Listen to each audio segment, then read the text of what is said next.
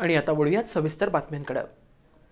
महाराष्ट्रातील शेतकऱ्यांना कर्जमुक्त करण्यासाठी सांगली शिवसेनेच्या वतीने मरणासन्न शेतकऱ्याचा देखावा सादर करत सरकारच्या धोरणांचा निषेध करण्यात आला।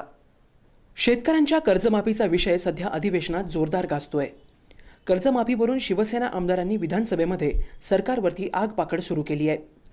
या भूमिकेला पाठिंबा आणि बळ देण्यासाठी विधानसभेबाहेर शिवसेना रस्त्यावरती उतरली आहे। आज सांगलीमध्ये शिवसेनेच्या वतीने आंदोलन करण्यात आलं।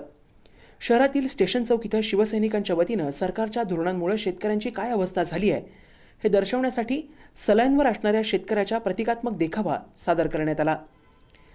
सरकार शेतकऱ्यांच्या प्रति गंभीर नाही, त्यामुळे शेतकरी सावकारी पाश आणि बँकांच्या कर्जात बुडाला गेलाय।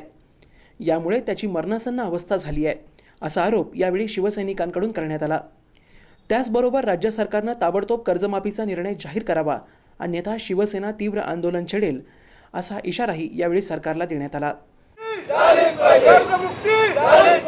शेतकरी कर्जमुक्ती, वीज बिल सावकारांच्या पाशातून या शेतकऱ्यांना सोडवलं पाहिजे।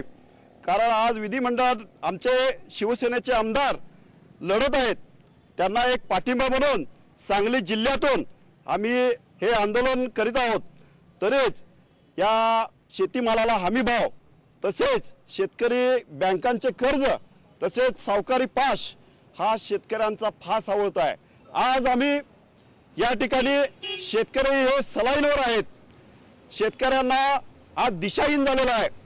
शेतकऱ्यांना आज आत्महत्येच्या विळख्यात जावं लागतंय, तसेच डॉक्टरी पाशात जावं लागतं। याचा आम्ही सलाईन लावून, शेतकऱ्यांना सलाईन लावून तो कसा सलाईनवर आहे हे आम्ही आज जिवंत देखावा दाखवलेला आहे। SBN मराठीसाठी सुजित दोडके, सांगली।